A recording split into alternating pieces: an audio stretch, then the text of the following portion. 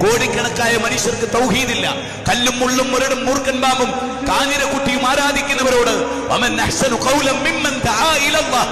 അള്ളാഹുലേക്ക് ക്ഷണിക്കല ഏറ്റവും ഭംഗി എന്ന് പറയാ. ഇവർക്ക് തൗഹീദ് പറയാൻ അറിയാം. ഇവര് മറ്റേ ഇസ്തിഹാസയും തവസ്സുലും പറഞ്ഞു നടക്കുകയാണ്. അതേ മരിക്കുന്നവരെ ഇബ്രാഹിം നബി അത് പറഞ്ഞ ആളാ, വേറൊന്നും പറഞ്ഞിട്ടില്ല. നൂഹ് നബി അത് മാത്രം പറഞ്ഞ ആളാ.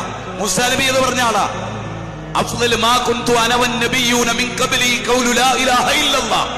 അമ്പിയാക്കൾ മുഴുവൻ ലാ ഇലാഹ ഇല്ലല്ലാഹ് പറഞ്ഞവരാണ്.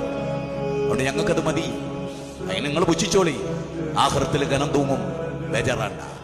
വെള്ളിയാഴ്ച മാത്രം നൽകപ്പെടുന്ന ഒരു വലിയ ഒരു മെഗാ സെയിൽ എന്നൊക്കെ നമ്മൾ പറയില്ലേ, ഒരു വലിയ ഓഫർ അത് ലഭിക്കുന്നുണ്ട്. വെള്ളിയാഴ്ച മാത്രമാണ് അത്രയും പ്രതിഫലം റഹ്മാനായ റബ്ബ് നമ്മളെ പഠിപ്പിച്ചത്. അത് വീട്ടിൽ നിന്നും നന്നായി കുളിച്ച് വുളു എടുത്ത് നേരത്തെ വന്ന് പരമാവധി ഒന്നാമത്തെ സ്വഫുകളിലേക്ക് അവൻ കയറിയിരുന്ന് ഖുത്ബ ശരിക്ക് ശ്രദ്ധിച്ച് മറ്റൊരു ഖുത്ബയുടെ ശ്രദ്ധ തിരിഞ്ഞു പോകുന്ന ഒന്നിലേക്കും അവൻ ശ്രദ്ധ പതിപ്പിക്കാതെ ശ്രദ്ധ കേട്ടിട്ടുണ്ടെങ്കിൽ കാന ലഹു ബികുല്ലി ഖത്വത്തിൻ അമലു സനതി അജ്രി സിയാമിഹ. അള്ളാന്റെ റസൂല് പറയാ, ആ മനുഷ്യനിക്ക് ഒരു വർഷത്തെ മുഴുവൻ നന്മകളും ഒരൊറ്റ കാല് വെച്ചതിന് പടച്ചറപ്പ് കൊടുക്കുന്ന, ഒരു വർഷത്തെ നോമ്പിന്റെയും ഒരു വർഷത്തെ നമസ്കാരത്തിന്റെയും കൂലി ഓരോ കാലുകൾക്കും കൊടുക്കുമെന്നാണ്. സുബ്ഹാനല്ലാഹ്. ഒന്നാലോചിക്കും നിങ്ങൾ. ഒന്നും വേണ്ട, നമ്മളിപ്പോൾ ആ പാർക്കിംഗ് നിങ്ങൾ നടത്തുന്ന ആലോചിക്കും.